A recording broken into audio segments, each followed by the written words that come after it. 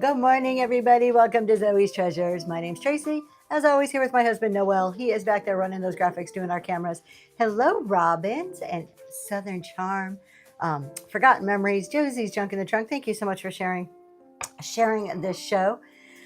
It is Wednesday, you guys, halfway through the week. New studio, I know. We're going to get a tour on Friday. We're getting close. We have been up late every night working on it. Thanks for sharing, Ross. Up late working on our studio. The studio part itself is pretty much done. It's once we leave and it's the rest of the basement that's still a mess. We're still moving stuff around. But Friday, don't miss Friday's show. We are doing a tour on Friday. We're going to walk through everything. So we have a whole new shipping station. We have new racks for inventory. Everything's just all moved around. So I'm pretty excited about it. It's slowly but surely coming together. And good morning, Vintage Gypsy Bree. We have actually 2 studio spaces, so we'll show you that on Friday too. So we have this one. So this is our selling one, and then we have the green screen down here we can pull up. And then if we were to flip it around, right in front of me is a couch and kind of another backdrop where we can do more like relaxed, like Friday talk shows or our Sunday podcast. So definitely come in Friday and get a tour. We're going to spend some time walking through it. Let's share the show 20 times. Thank you for sharing. I appreciate it. The other thing we are going to talk a little bit about on Friday about is that when I was designing it, I want to talk about how we set up our workspaces. So Friday is kind of like a mid-year check-in. We are smack dab right this week is the middle of our whole year. So we're going to do a little bit of goal check-in on Friday, but we're also going to talk about when you're setting up your spaces, designing for the future, designing for the growth you want or where you want to be, and also designing for functionality. I got a glimpse of Mr. Green's studio. Did you? Yeah, Green 13 has a really cool warehouse. So he always talks about he has way more space than what he needs, but you know what? It's not as big in real life. You think it's really big on camera. I thought the same thing, and then I got there and I'm like, my husband's like, it's huge. I don't think it's as huge as we think it is on camera. So, okay, are we talking? What are we doing? He's just like, and I'm like, either talk or don't talk. Hey, I love discounts. Are you working today? Are you out driving? Are you delivering mail as we talk right now? So we have normal procedures today. There are some things in the auction tab. There are items in the bin. Everything's going to start at $1, $4.50 shipping. So all the normal stuff that we usually have on Wednesday mornings, we're going to unpin that. We're going to go over to auctions, CEO affirmation, packages for giveaways, and back to Friday. So I want to talk on Friday about how do we design for functionality and for movement. So thinking through the way that we actually like work our processes. How do we go from, I'm in here selling, and then I have 2 cars at the mechanics getting 2 cars at the mechanic. Oh, that's not good at all, especially when you can't work. That just sounds very expensive. Overestimating size isn't a real. Oh, it's totally a real thing. We're not going to go there, but yes, it is a real thing. Well, I am glad that you get to at least have a day off and maybe get caught up on other things in life that you might want to do. So, isn't it like that? Anytime we get a day off, we're just working on something else instead of, whatever it is we're supposed to be working on. So back to designing for how we function. So we think about, like in my instance, I'm running a show. My daughter needs to come in and grab the items and pack them. Well, I need to think through things like she can't walk in front of the camera. Is there wires in her way? Is there a clear path to get the items? When she's packing, is it going to be able to be picked up by the microphones? So just kind of the functionality, the flow and the movement, setting up a shipping station that actually flows, that works in the way that you work. You're taking a day off of work and cleaning out a unit. It just does not sound like fun. I understand it. It's the life of a reseller, especially if you have a 9 to 5 and you're reselling. I get it. I do the same thing. It's just, we all need to take a couple days off just to go do something fun. He no forgotten memories. He is totally stuck in the corner. Not only is he stuck in the corner, but he's facing the wall now. I have put him in timeout over here, and his back is to me. So let's see if he'll get on. Don't let her deceive you. I chose to give her my back. You can see me taping arrows to the floor. I didn't go as far as taping arrows to the floor, but having clear paths to walk, having having it work how we work is what's really important when I was thinking about the design. Now, is it perfect? Is it going to be the way it is going to be like that forever? Probably not. I actually, and I'll show you Friday, but one of the big things that I don't like is the shipping station I've set up. We have it set up like a U. There is no place for my boxes out there. So we still have limited space that we're working with. So I have to bring out a few boxes at a time when I ship. That's probably the worst part of this, but I can live with that. Crystals, you have a shipping station, but it's definitely not set up for functionality. I'm off, so I don't have. Oh, good. Yeah, come Friday, because we're going to walk through. And we set the shipping station up so it works for two of us.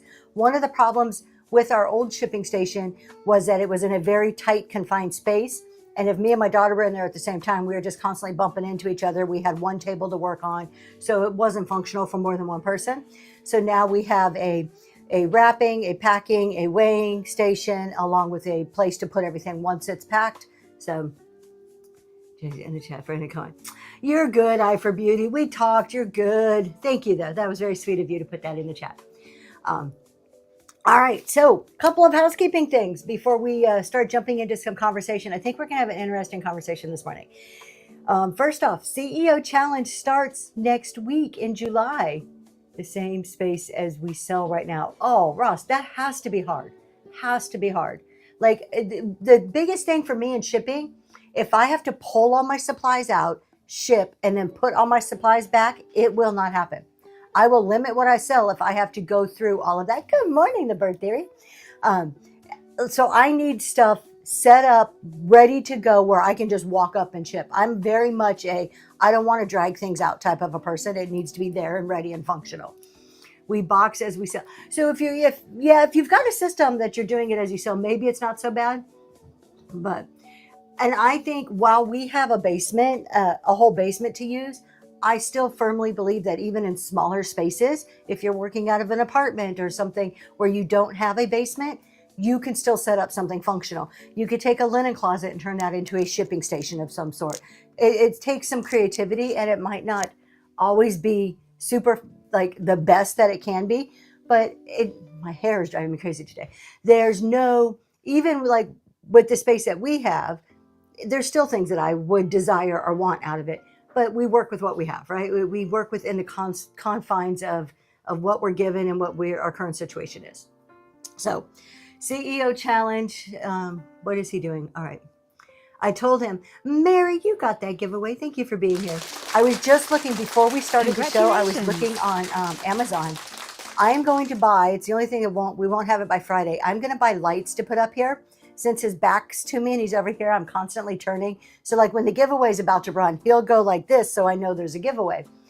Well, it's hard when he's over here. So I'm going to buy lights like red, yellow, green. I saw some that has 5 different colors that he can work remotely. So different lights will mean different things. So I can still focus this way and just see the lights up there as a way to communicate. One side of the room has all shipping supplies, and we build boxes before the show. Well, there you go. So you're being efficient. I'm working on setting up something better. Shipping station does not work when hubby helps. That was my problem, PPJ, was that when it was just me, it was okay. But once I hired my daughter, it was like not working whatsoever. So yeah, I'm getting some type of colored light system where I don't have to constantly look over here at him, and I can just see, like red means you're missing a chat comment, whatever. White means there was a raid just came in, something where we can communicate. Our marriage doesn't work well when I help ship. Oh, Ross, I get it. The glass granny. What were the color stickers on the jewelry trays? Oh, so I Love Discounts is talking about a bunch of jewelry trays we gave them when they were here. They were price indicators, or actually cost indicators of what I paid. So I had it separated by cost, so I had some idea of my cost of goods. I still do that a lot for my vintage decor, is I'll sticker things based on cost. So when they come in, That way, when I'm doing an inventory, I can quickly. Did you use them? Great. I'm glad. I'm glad they worked. So I'll still use stickers to quickly identify cost, especially when I'm doing an inventory. It lets me easily know without having to do extensive spreadsheets and keep itemized stuff. So good morning, Crafty Fairies. I forget what we were talking about, but we're going to talk about CEO Challenge. Oh, the space. But let's talk about the CEO Challenge. It is starting next week. I have narrowed it down to six participants. No, since do you do this the sticker charm? Sticker thing, Southern Charm. I'm getting all my words mixed up. That's awesome. So what we're talking about, if you guys haven't heard before, I have a quick question. I am low key weirded out. Last night's show, Max 921, flat rate. Okay, what's your question, Bird Theory? Let's see. Last night I had a box. I changed the label to 11 pounds, and I was only charged 78 cents for Gibby and one wet not adjustment $9.95. So are you saying that you did Max 921 that you don't normally do and it worked out really great and you're like geeking out over it? Is that what you're saying? Josie, is a language guide for sale in the bin geared for just no? It's geared for everybody, and that's actually what we're going to talk about if I ever eventually get there, is the language of selling. So I do have a guide in there. It's a PDF. I think it's like 2 or 3 pages, and talks about some of the concepts we're going to talk about and gives you examples. So there it goes right there. So that's what we're going to be talking about today, is the language of selling, the psychology behind the words we use, and how that affects how we sell. Yeah, I finally got him in the corner. I always do 921, was charged 95 cents. That's really weird. For every single order, the Bird Theory? Were you charged 95 cents on every single order?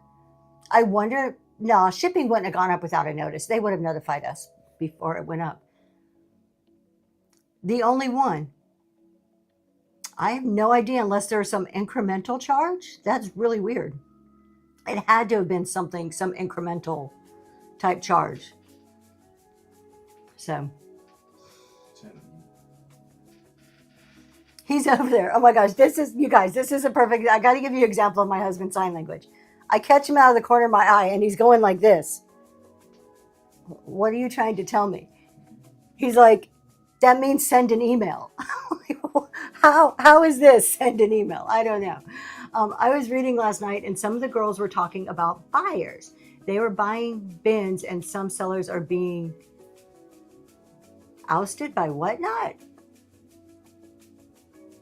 I'm not sure which. Glass Granny, expand on that. They're being accused of some type of cheating. I have no idea. Were you reading this like in Whatnot somewhere, or was it on one of the Facebook groups or Reddit? I would not trust Facebook groups or Reddit. There is a bunch of upset, grumpy people on there. Now, I go on there. Yes, I can be upset and grumpy sometimes too, but it's more for entertainment purposes. I don't put a lot of stock into what I read on there. That is not, look at Cyril Hobby says that is not send an email. On Facebook, yeah, I wouldn't trust what you're reading on Facebook, honestly. It's good to get a general vibe. I'll look on Facebook just to hear what's the talk of the town and get a vibe, but I never trust it as a truth of anything because honestly, it's just a bunch of people opinions. And most of the time we're going to write things that we're upset about. We're not going to really talk about the other side of it very much. So it's very skewed, unfortunately. Are we sure the rest of it's been going around? Yeah. I had a buyer request that I put an item in the bin and now I'm a bit shy. It's okay to put items. I mean, I wouldn't worry about it. If it's a legitimate sale, you're putting in the bin for the price you want. They purchase it through Whatnot. It goes through all the proper channels. A sale is a sale. Like I Love Discount says, a sale is a sale. You sell it, they buy it, you ship it. As long as you're doing what you're supposed to and upholding your end of the deal, you should have zero to worry about. It's when you start breaking terms of service that you got to worry. So as long as you're doing the right thing and doing what you're supposed to, you're good. You just realized you said that wrong. I had to change the label from flat rate to 12 by 12 by 12 at 11 pounds. That's probably why, is because it went to ground then. you went from flat rate to ground, so that was the incremental difference they charged you. 95 cents still seems incredibly low, but that makes sense now if you went from flat rate to ground. You've adopted the Jeremy philosophy. If it doesn't affect my bottom line, I don't care. That's pretty much it. At the end of the day, if it doesn't affect your business, the bottom line, I'm just moving on and doing my job. I am finding more and more that I'm moving away from not really the drama, but just the hoopla on Whatnot. A whole lot of it. Like, I'm getting more and more selective on the raid trains. I'm still in people's shows. I'm still socializing, but not as much. I really appreciate Jeremy's Switzerland kind of philosophy. And there's other people like him. I just use him because I happen to know him and I see it more often. But the people that are out there on Whatnot, that they just do their thing. They stick in their lane. They're focused on their business. And I don't care about the drama. I don't need to be on every raid train. I don't need to be in the middle of everything. I don't need to jump on every trend. I'm just focused on my business. And I am getting more and more to that. And I think when we come on Whatnot, it's kind of an evolution for a lot of people. Yeah, peace and freedom. That's it. Don't listen to all the noise. And I really feel it's an evolution. When we first come on Whatnot, it's so different than anything we're used to. This social selling platform is just so different. And then they've got all of these groups, and you can be a part of this and that, and you can be a part of raid trains. And we get excited and want to like test all the waters. It's like, you know, when you first go off to college and you want to join all the different things or try everything. And then after a while, you're kind of like, you know, this either serves me or it doesn't. And I just want to do my thing. And that's where I'm at. It's taken me 2.5 years to get here. And I'm not saying it's the right or the wrong approach. It's just where I happen to be right now. Yeah, it can quickly turn into a high school environment. And I just want to focus on my business and be very selective on the raid trains. You don't have to be on every raid train. And this has been hard for me. This has been like over the past, few months, because it was this year that I decided in January that I was pulling back on some of the trains. Was I used to say yes to just about every single raid train, but you don't have to. You can still have a successful business. Now, there's nothing wrong if you want to be on raid trains. I'm not saying that, but you don't have to be. And that's there's such a pressure to be involved in everything. There's such a pressure to, buy trading cards and to do this. And I'm not like degrading anything. I'm just saying there's a ton of pressure. I Love Discounts ask me all the time, when are you buying a trading card? When are you getting this? When are you do? And I don't want to be on those trends. Like, I just don't, not just the trading cards, but I don't want to be on all the raid trains. I don't want to do all of that. I really just want to focus on my business. You do kind of feel like you're missing out, because look, honest to God, I'll see a raid train that is hosted by somebody I know, maybe has 2 or 3 of my friends on it. And I'm like, why wasn't I invited? And then I have to step back and be like, you probably would have said no anyways. So why do you care if you weren't invited, right? Josie, exactly. Sometimes our feelings get hurt over just silly little things. And it's like, because I'm not on that raid train, does that really affect me at the end of the day? Is that really affecting my business? No, not really.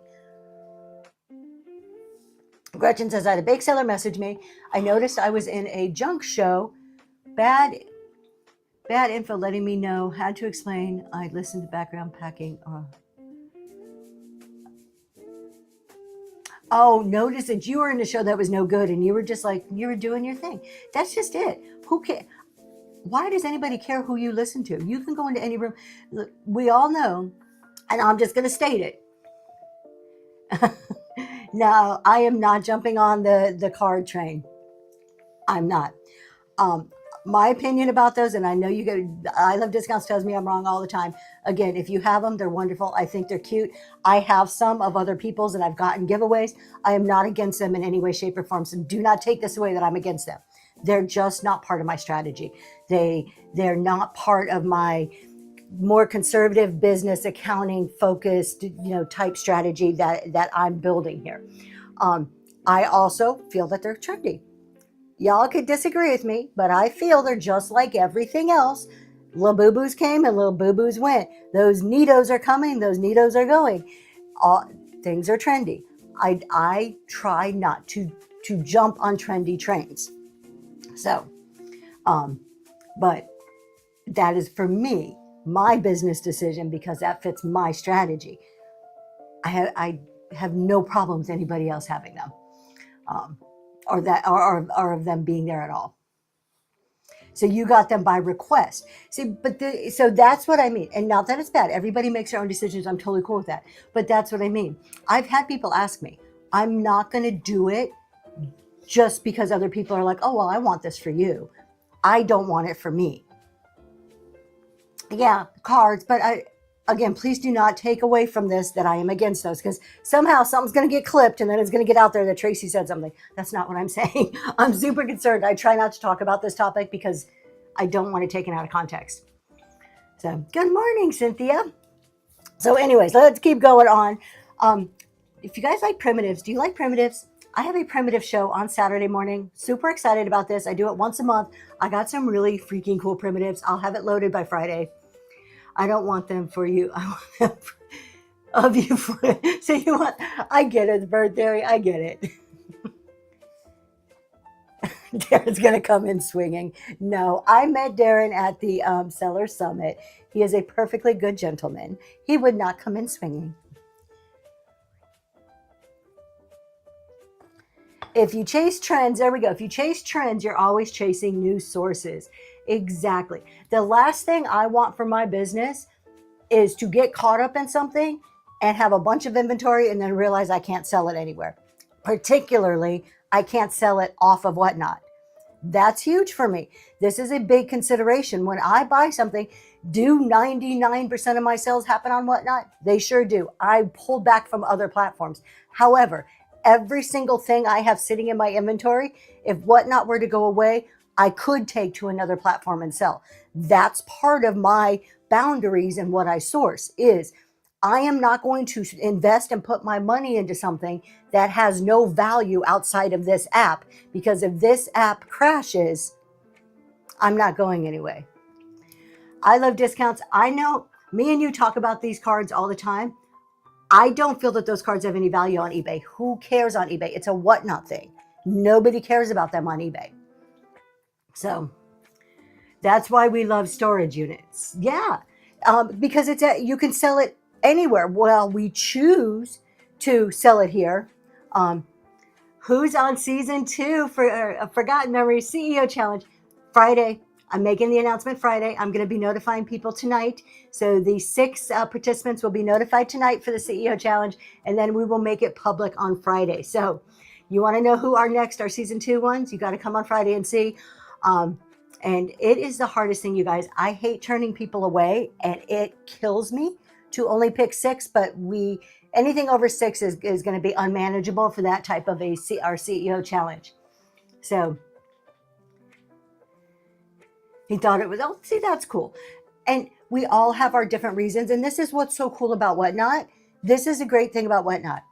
There's a million ways to Whatnot. There's a million ways to apply different strategies, different ways of thinking. And that's what makes this the beauty of this platform, is that you can get people like me, Green 13, I love discounts, all of us giving different ways of doing things, and you can pick or choose and blend that together to create your own way. Which primitive train? I'm on one and have had to redo my shop because I was told my items didn't fit her vision. Oh, Deb's Sweet Country Home. That is really sad. That's the type of train I would stay away from. I am not on a train. I'm not on a primitive train. I do a primitive show once a month, and it is Saturday morning at 8 a.m. So it's part of my rotating schedule of shows.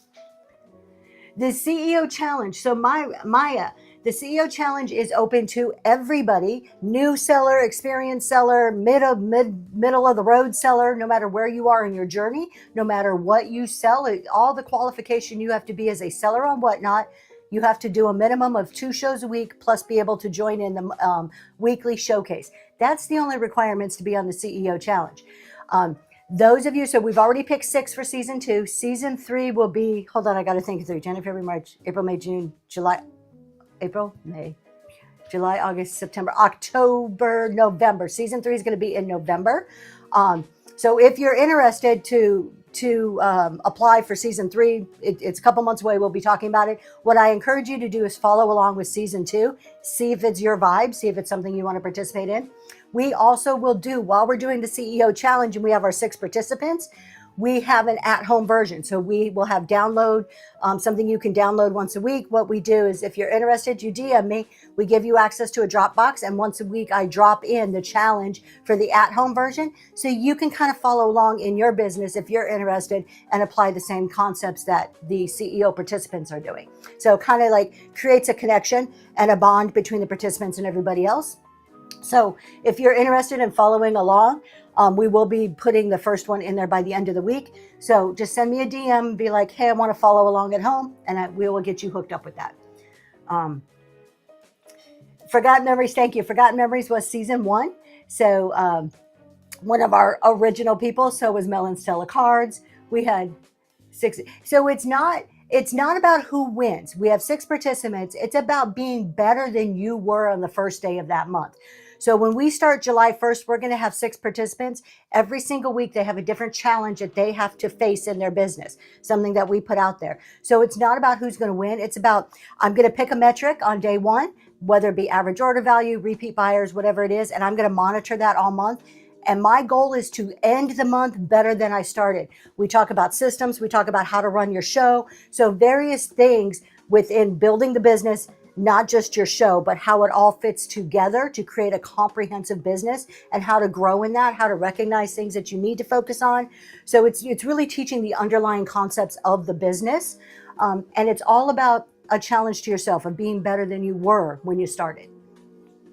Who are playing along. So if we do a show and someone is, Crystal, I love that idea. I'll create something. I won't require it, but I would absolutely create something for anybody who is interested. I love that. Thank you.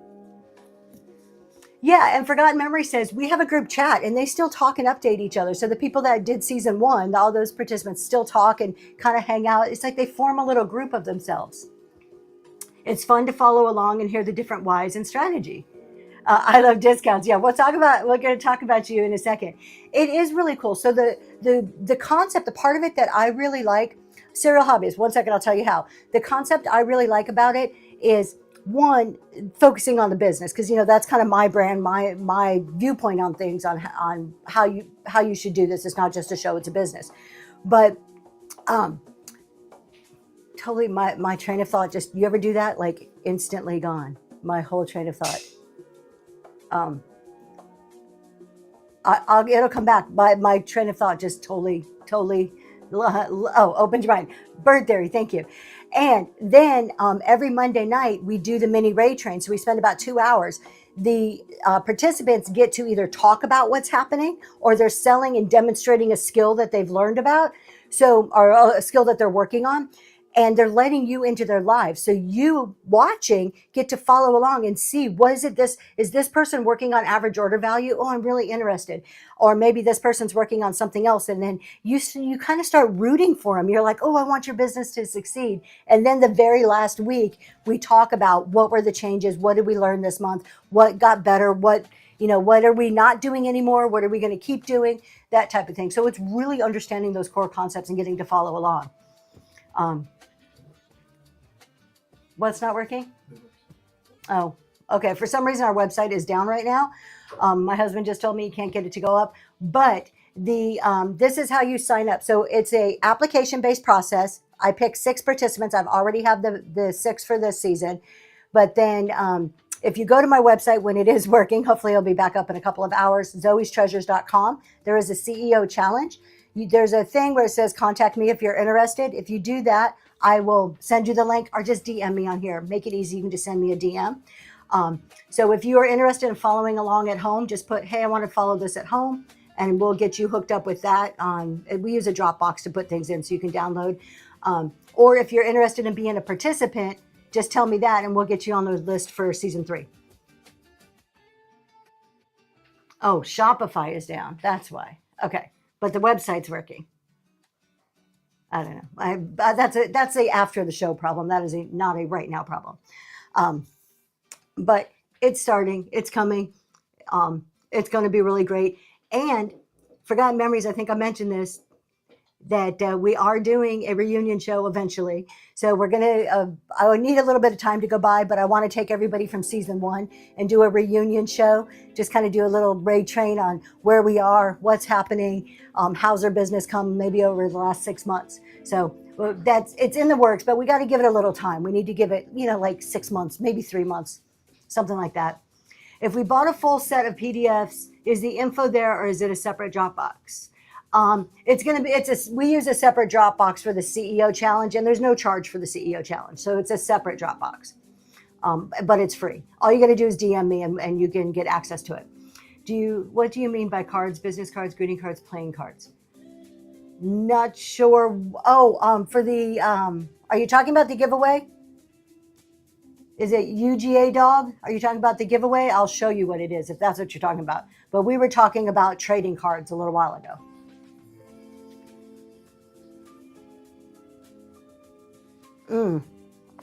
We were having a discussion about trading cards earlier.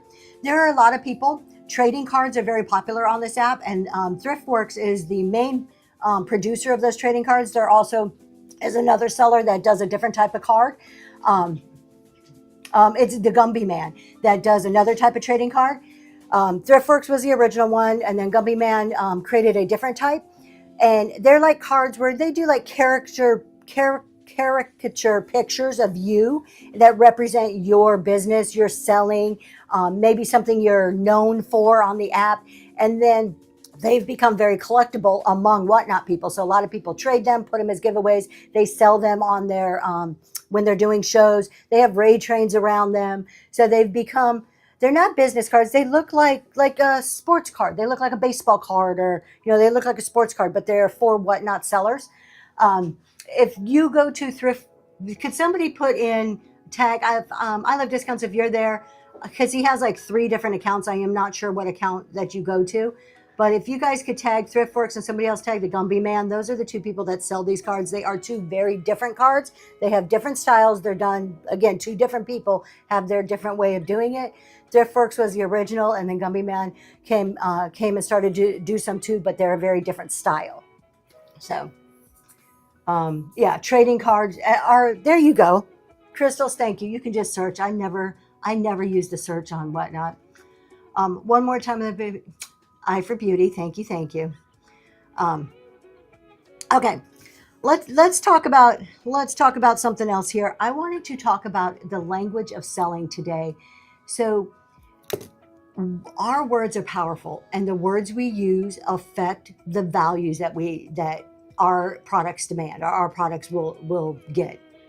But mine are not exclusive when I turn people into bee characters. There you go. So Wild Blossoms also makes some. I was not aware of that, but there's another source if you're interested in some sort of a trading card. Hold on, you guys, I'm sorry. Okay. So describing your items, and the whole idea behind the language we use is describing your items in a way that helps your buyer see the value. It's not being deceitful. It's not lying about it. It's not covering up a flaw, but it's how we describe the items. And I've got a few points that ties it to legitimate psychological facts. Psychological, maybe not facts, but theories on why it is that way. So to start with, buyers don't buy just the item. They buy meaning behind the item. So when you think about it, I can have a brass owl. I can hold up a brass owl and say, hey, look, here's a brass owl. Okay, but what does that mean to you? Yes, my love, he's trying to get my attention. I have no idea what you're talking about. Okay, thank you. Thank you. The website is now working. He's like a 2-year-old sometimes. Where is it? This is what you need. Look what Southern Charm got me. This is what I do when he annoys me. Oh, I don't have a bullet in there. You escaped this time. Okay. So if you could be selling something and you can just say, let me grab something and show you here.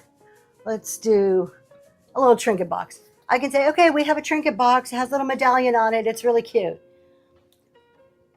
Are you really buying the trinket box? I know I need to reload. Are you buying because this reminds you of your grandma, or you had this when you were a kid, or mom kept her favorite pair of earrings in there? So when we're selling stuff, it's not just about describing the item.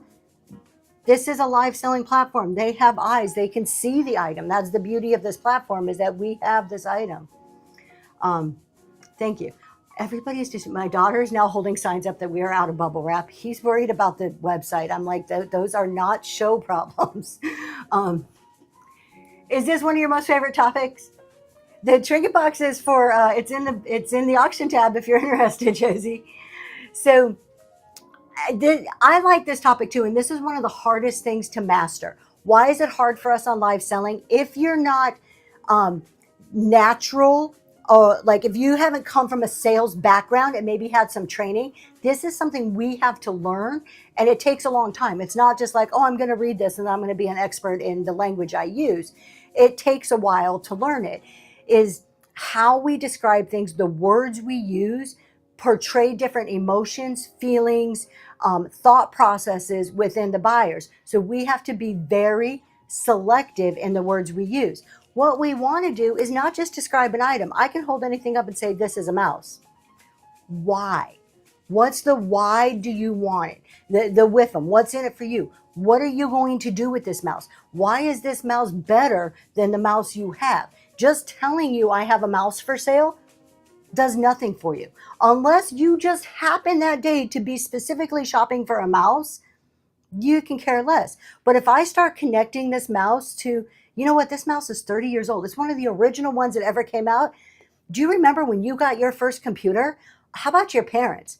Do you remember did you go to Best Buy when Best Buy was first open? And you start talking about it, then the feelings start coming out. That's when you start making the connection.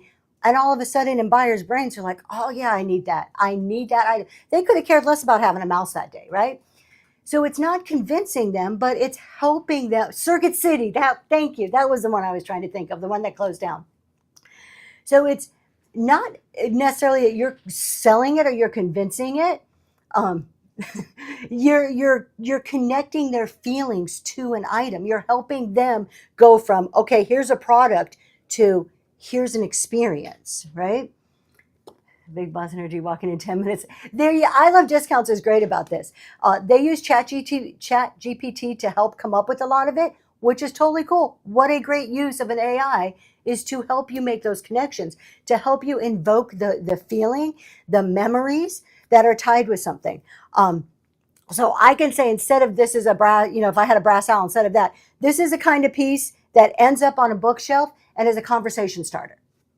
Okay. Now, as a buyer, I can picture that. I can go from, oh, it's a brass owl, to, oh, I can put it on my bookcase. It would look great right there. And you know what? That is so unique. I bet you people would ask about that when they came over. It moves from just it being a product to them seeing it in their home, right? We make, as humans, emotional decisions far faster than we make logical buying decisions. We have to become attached to something before we buy it 9 times out of 10. Now, that theory doesn't hold true for toothpaste or absolute necessities, but anything that's not an absolute necessity, we have to have some feeling before we get the logic of buying it. So when we're selling, just if I were to hold up a phone and just say, hey, it's a phone, everybody needs one, you got to talk on a phone. No, but we can talk about the evoke the memory or the use behind it, help them picture what it is, right? Don't talk about my jewelry. So I see the previews. We're going to get to that in just a second. The PDF that we do have, it does talk about, it goes through like 6 or 7 different types of words, gives you some words that are like, don't use these. Here's ones you can use instead. And it's not just like, oh, I'm not going to say this, I'm just going to say this. It's understanding like, oh, this is the emotion that these words evoke versus these words. The other day, I said I didn't like the word generic. We were talking about listings, and I said I don't like the word generic. It reminds me of cheap. And instantly, people in the chat were like, yeah, I don't like it either. It's like clearance. It's like, the off brands. So just the word generic, the word clearance. I say this all the time. Every time I see a show when I'm flipping through on those thumbnails, clear the shelves. That one's not so bad. Clearance sale, getting rid of stuff, making room for new inventory. You know what that tells me? You're trying to dump all your leftovers. It doesn't make me want to go on a show. It doesn't elevate the show to me. Why am I telling you I want you to come to a show to buy all the stuff that nobody hasn't bought for me and didn't want for the last 6 months? That's what you're telling me when you're using those type of thumbnails, when you're using those type of words. It helped us a lot by simply rewording things, and it stopped to think of how terminology, it does. Every word we use has a positive or negative connotation to it. Do you want your buyers to be in your room with negative feelings? Negative feelings about the product that you're trying to sell? We don't. D-stash, that's it. Makes me think they're giving me the crap that isn't good. Exactly. It's a way. What do you do when you walk into Target or a department store and you see the clearance sign? What instantly comes in your head? Oh, I'm going to get a good deal. I'm going to get something for cheap. Do you want people thinking about your show when you put clearance sale, clear the shelves? Oh, I'm going to go in there and get something for cheap. Maybe if that's your goal, but that's not what I want to create in my brand. I don't care if that stuff's been sitting back there for a year and I'm going to do a whole show with year-old inventory. I'm going to make it sound like it's the best damn inventory you've ever seen in your life and get somebody excited to buy it, not get somebody coming in like, I guess we'll see what she has. We'll see what leftovers she has, right? Personal archive. I love that. There's a great example. Instead of D-stash, my personal archive. So it's taking the words that have a negative feeling, connotation, a deminimizing, something that pulls down the value, and replacing those words. Not deceitfully. We're not going to talk, I'm not saying do anything in a bad perspective. Hello, Livy and Trish. Welcome in. Generic language creates generic bids. Bottom line, generic language creates generic bids. I can have a nice glass bowl. There's nothing wrong with those words. Nice glass bowl. Does that make you want to buy it just because it's a nice glass bowl? Or I can have a beautiful Depression era serving bowl with great detail. So would you rather have a nice glass bowl or a beautiful Depression era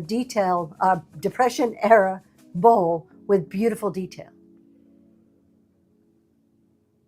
Same bowl, two very different ways of describing that bowl.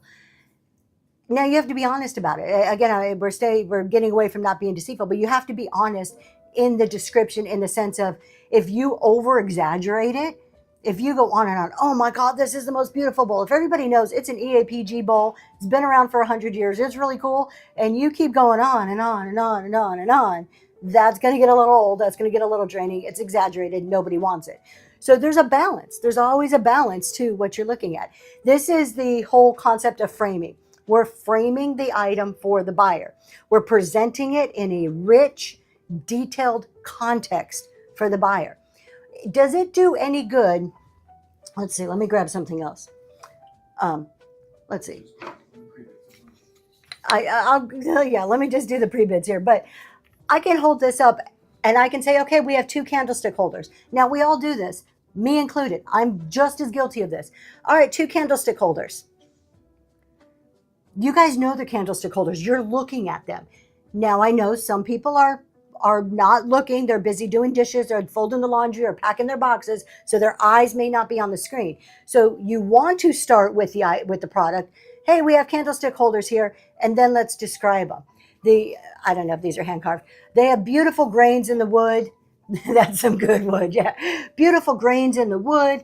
You know how I would use these? I would put them somewhere. We're framing it. We're helping the buyer go from, this looks great in Tracy's hands, to how is this going to look on my table or my shelf? We're going to pause there. I'm going to run the pre-bids, and then we'll keep talking. If you can make the correlation, when you go to the river, there's certain items that give you the option to look at the item in your house and they use the camera so they can position the item where you think it's gonna go. Good morning, the thrifty educator. Good morning. Let's go ahead and run these two trinket boxes since there are pre-bids in there and we were talking about trinket boxes. I love this one because of the medallion on here. Can you switch a camera so we can see it? My cameras are backwards now, so I got to get used to. There's a reason catalogs show items and scenes. Exactly. You're helping the buyer place it in their room. All right. Oh, it's backwards. So my favorite part on here is the courting couple. Every good vintage piece needs a courting couple. You need that love scene. It evokes those romantic feelings, gorgeous detail. And look at those legs and the shells on there. And you know what the best part is? It's all lined on the inside. You have that really soft red velvet in there for all of your little trinkets. We're going to go ahead and run this. And it has feet. It has 4. 4 feet are okay. 3 are better. Look, somebody's price tag, not mine. And we're going to run it 10 seconds. And it is going right now. I'm going to hold it like this so you can see all of that beautifulness. So this is all, that's like a ceramic here, but this is like a porcelain, I would think a porcelain medallion. Thank you so much. Cynthia's attic, that is going to you. Thank you. All right. Where would you like? He's yelling at me about my riser. Is this where you would like my riser, sir? Thank you. All right. Man.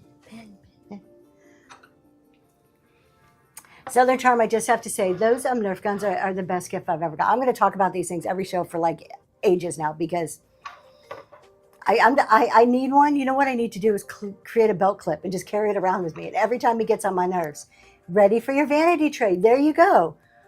Okay, let's talk about these lovebirds here. This isn't just a trinket dish. This is a trinket dish that symbolizes the joy, the feeling, all the cuteness of love. I actually used to have a lovebird as a pet, lived forever. They're really cute birds. Ceramic birds, there are no chips or cracks that I am aware of. Oh, wait, hold on. Nope, his tail feathers are perfectly good. Are they scared? Are lovebirds scared? I don't think they're scared. I think they just like some cuddles. And then we have the inside. There is a sticker on the bottom. I cannot read it. It is half gone. So maybe you can make the other half out eventually if you end up taking this home. But it has 3 feet, and everything is better with 3 feet. That's just a fact. It's a Tracy fact. You can believe it or not. Yes, and they have little eyeballs. They're looking at each other. Lovebirds actually do cuddle up. The lovebird I used to have would get right on your neck, and they bury their head into your neck like a cat does. Did you use doves at your wedding? Josie, thank you. What are you trying to tell me to do? Oh my God, my husband is driving me insane. Josie, thank you so much. That is going to you. I'm going to tell him to use your big boy words. All right. We're going to do these other 2 items, and then we're going to go back to talking because I have a few more points about language that we could talk about. So have a ticker screen for you. I love discount. We're just talking. You might not have been here yet, but I want to get lights, color-coded lights. But we've got to do something better because the whiteboard doesn't work. His hand signals don't work. And normally, we get along really, really well, except in the middle of the show. And I'm like, open your mouth right here. Use your mouth. Get on the microphone. Say the words you need to say. First wedding, now so doves are not good memories. Yeah, see, we can have some things that are connotate with bad memories. I get that. I've had some experience too where there's certain places that just are like, they're perfectly great places, but the memory that goes along with them, no way. You know what? An earpiece might not be a bad idea, actually. Is it a good idea, that's a Scuba? terrible idea. Sorry. I appreciate the thought, but she can't even listen to herself. Me and my husband, since we both have worked at home for years, we are together a lot, a whole lot. That is probably why I go shopping so much. Let's run this little birthday girl. This is February. Who has a February birthday? Put something in the chat if you have a February birthday. My daughter was born on Groundhog's Day, And I have the best dad joke ever. You know, the groundhog sees its shadow and it goes back in its hole. I always tell her, I'm like, don't put her back. I know she's born on Groundhog's Day. Don't put her back. But to me, it's the best dad joke ever. My kids roll their eyes every time I would say that for her. So we have a February. This is a Kelvin's birthday doll. She is February. There is, looks like a little piece of her dress right here is missing. So we can see that up close right there. Other than that, she looks like she's in great shape. It says Kelvin's there on the bottom. We'll turn her around.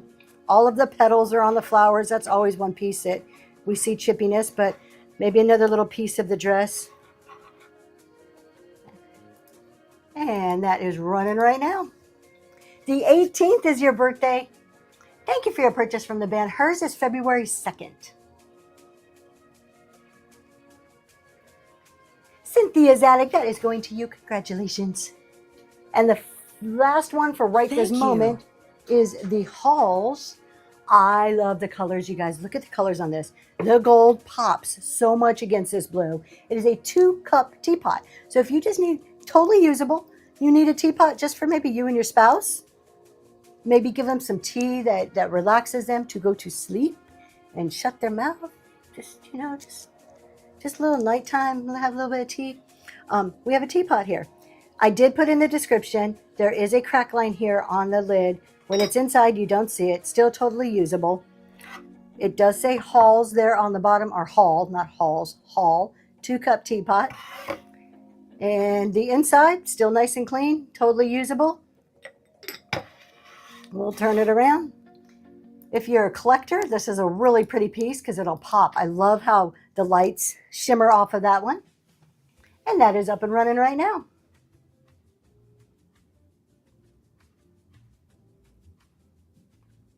Cynthia Zadig, thank you so much. So I've got to let you in, guys, on a little secret here.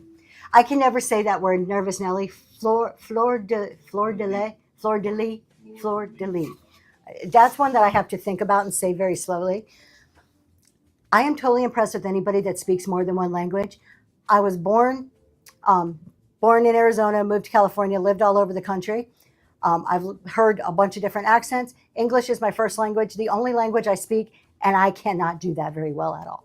So anybody who speaks more than one language blows my mind. And if it's more than 2, if you could speak 3 or 4 languages, you are automatically get like genius status to me. I can't even master one language. So my husband speaks Spanish and English. And I'll tell you what, after the show, if he starts muttering them Spanish words to me, I forgive him. I forgive him instantly. He just has to talk in his little accent that he does.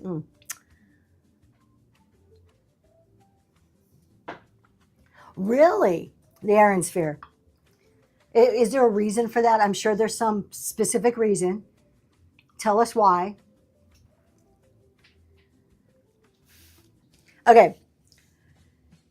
Let's stop selling. We're going to go back to the language of selling. Let's stop selling features. This is what I was talking about. Don't just describe it. Start selling outcomes. What's the use for it? Where does it go? What does it do? You can have a white Lenox vase, perfectly cool white Lenox vase. Oh, because it was settled by the French. That makes sense now. Okay. I should have known. No, I probably should have known that, but I probably don't. Yeah. I mean, like, I'm just not a good history person. I'm good at history when it's tied to items. I'm not good at history in general.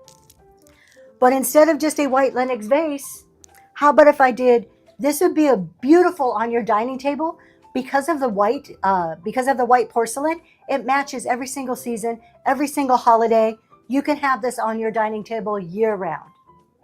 Now, instead of somebody seeing something and thinking in their head and pigeonholing it into, oh, this is only good for Valentine's Day. Now it's good for every holiday, every single month, every single season. You're helping go from one use to multiple uses. Good morning, everybody. Medic Girl, Barry, hello. Hey, Mary. So you're helping the buyer picture it. You're creating ownership. So the minute, think about you guys. When you see something, you're like, oh, that's cool. I kind of like it. So maybe you're intrigued, but you're like, oh, I'm not really sure what I should do with it. Maybe you already have that item. Take a banana boat, for example. Most people have a way to store their bananas, a banana boat, a banana tree. And so if you see a pretty banana boat on the screen, you're like, yeah, I kind of already have something to put my bananas in. I don't need anything new. But then we tell you, you know what? Banana boats are awesome in a guest bathroom or even your bathroom, and you could roll up hand towels and put it in there. Maybe you never thought about that. Maybe that's the thing that you're like, wow. Oh, now you're starting to like, oh, okay, I want that in my guest bathroom. And you start creating ownership. The minute that we move beyond, oh, that's a cool product, to ownership, to be able to picture it in your house, till we get to that, we talked about phantom ownership and the endowment effect. So now we have this, well, we may not technically own it. In our head, it's ours. In our head, we are picturing it in our house already. We know where we can use it, or we know who it would, who we can give it to as a great gift. Now we've created that connection. So vintage glass sellers can make a mint in finding and describing things that could be used as a vase, decanter covers. There you go. A sponge holder holds butter pats. Well, just one, but still, that's exactly. I successfully sold some butter pats. Not my idea. I saw somebody else use it, and I'm like, yep, we're copying that idea. They took a small napkin holder, the one that has multiple little, or mail, it's like a mail holder. You'll see them. They have multiple slots with napkins or mail in there, and you put butter pats in there. I did 2 of those at a show recently, and it's a great idea. It displays it. Totally 2 things that don't go together, but now you've created an instant way to display something. Now the buyer doesn't have to think about it. They don't have to figure out, well, how do I display those butter pats? Yes, they're pretty, but am I just going to sit them there? Is this going to be something else collect dust? Well, no, you're going to put it like this. Look how unique this is. All you got to do is unwrap it and set it out, and it's an instant display for you. Good morning, Swamp Chick. Have a safe flight. Hey, Swamp Chick. You can't find them anywhere. I go through waves. Right now, butter pats are easy to find, but 6 months ago, I couldn't find them to save my life. So they come and go here. So thinking about how to make it instant decor. Is it easier for you? How many people have ever gone to Pottery Barn? Or even flipped through the Pottery Barn catalog, like Forgotten Memories was saying catalog. Toast racks. Yes, thank you. I think that's what I was trying to say is toast racks. So how many people have looked at Pottery Barn? And one thing is cool, but when you see 2 or 3 items together, I need all 3. I don't just want one. I need all 3. Because one is cool, but when I saw what Pottery Barn did with all of them put together, yep, you've just sold me. I'm going to spend $200 more with it. IKEA, exactly. Why do you think IKEA has little mini rooms set up every 10 feet? There's another room with how do you put the little plant in? Here's the bedding that goes on the bed. And so Sky Mall, I don't know what Sky Mall is. What? Oh, the catalog I'm playing. Oh, Forgotten Memories. I won't touch those. Those creep me out. Anything on the behind the seat of an airplane, I just imagine I can visualize the germs crawling on it. It just grosses me out. That's a me thing. That's just one of those things that gives me the instant ick. But I'm sure there's really cool stuff if I could ever get over touching it to look in there. So we're trying to help create that ownership already. So trying to help them display things. How about this? The other part of it, and you're going to hear a lot of this, is scarcity language. So scarcity language works, but only if you're being honest. Things I dislike. Oh, Libby, I could do a whole show. I could do a whole show on things I dislike. It would just be a big old Tracy's Griping show. Probably wouldn't be too popular, but just stick around. They just come out in natural conversation. Shopping cart handles, yes. Yeah, they are.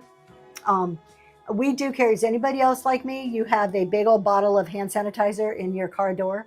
So you're constantly, that's probably why my hands are so dry. That's the first thing you touch when you say, okay, look, it's a pretty normal thing to have hand sanitizer in your car, like a big old bottle. I'm not talking about the little travel size. Like I have the jug in my car. So scarcity language, but only if you're being honest. Baby wipes, yeah, but then you got to throw them away.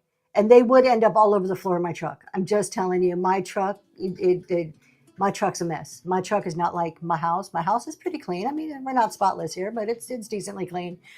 My truck is a whole nother story. So why is scarcity so important? Because of loss aversion. You'll hear Jeremy at Green 13 say this all the time. A loss hurts twice as much as a win feels good. So losing, or the fear of losing something, is worse than the enjoyment. The emotion tied to it is stronger than the enjoyment of winning it. Probably a few less hands on Aldi cards. Oh my God. Yes, because nobody shops there. Because all the cool people go to other stores besides Aldi. Tish, you got that giveaway. Congratulations. We're not going to go on an Aldi kick here. If you're new here and you don't know, my name's Tracy and I don't shop at Aldi. Just saying. There's a whole big thing about it. I just don't do Aldi. So, and there's a lot of controversy because either you're for or you're against Aldi. There is no middle ground with Aldi. Southern Charm. Oh my gosh, I thought we were friends. I thought we were friends, but you know. Now I am the same person who will go to Chick-fil-A and then hide the nuggets in my purse to go to Starbucks and get my coffee and secretly eat my nuggets while I'm sitting inside Starbucks. Do that at least once a week. So, okay. Scarcity, we're talking about how losing something across town. Food Lion. Now, Walmart, I try to avoid Walmart like it's the plague. I do not like Walmart unless I need some quick entertainment to go on People Watch. I hate Walmart with a passion. I will shop there when I have to. They're always out of stuff. It's always dirty. Maybe it's just my Walmart. They're always dirty. They're always out of stuff. It's overwhelming to me. Sam's Club, there we go, every single week. If Sam's doesn't have it, we're not eating it. That's pretty much the way it is. I'm buying it at Sam's. You're going to have a lot of cans of tomatoes and black beans. Deal with it, because that's what I get at Sam's. You're going to have cereal. You're going to have milk and eggs. So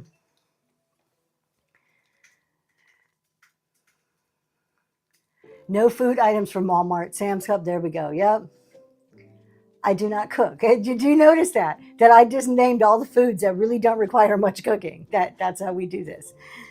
I'm getting distracted. Let's talk about when you're using scarcity language. Lovesound Plus, you have to go through regular checkout. See, now I still go through the regular checkout. I still go through and do that. I'm not at the scan and go. I don't do the scan and go yet. Haven't got to that part. Y'all. She hasn't discovered the best part. It's not that I haven't discovered. I'm purposely ignoring it. Here's the other thing.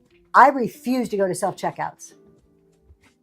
Will not go to a self-checkout. If I'm going to do your job, then you better be giving me a discount. I better have some significant savings if I'm doing your job. First of all, it's genius marketing. It's let's reduce our workforce. We're going to pay less, and we're going to get the customer to do the job for us. That's like telling people to come and pack their own package at your house. You want this on whatnot? You want to buy this phone? Sure. Let me give you my address. You can come pack it for yourself too. No, doesn't work that way. That's part of the reason I don't like Aldi. Yes, I do not like putting this stuff in the bag myself. I'm bougie. I am bougie like that. We don't have Publix up here. I got spoiled when I lived in Florida. I am a Publix girly through and through. I want to walk in. I want the Publix green vest and them to say, here's your cart, ma'am. I want them to walk around and say, can I help you find the fruit you need? I want good sub selections.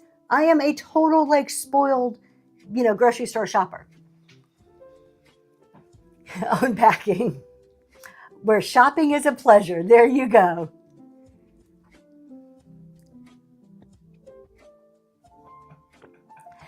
The sassy vintage chick, oh my God, you and Noelle are probably like twins, separated at birth. He has a specific way. That Ray chatted. I know you didn't mean to, but yes, Luna. I'm trying not to laugh at it. Luna says, and I'm going to say this in a way that it's not red chatted. They got a BJ's, like a Costco BJ's in their town. Well, Whatnot thought they were talking about something far different than the BJ's warehouse store.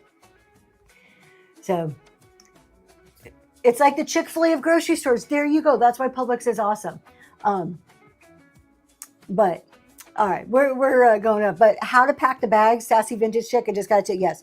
Let's Noel, go, when he Sassy. goes with me, it's like all this food here, then all the. I'm like, just shove it in the damn bag and let me go home. Let's Just go, put it in Sassy. there. Like I have zero patience for that.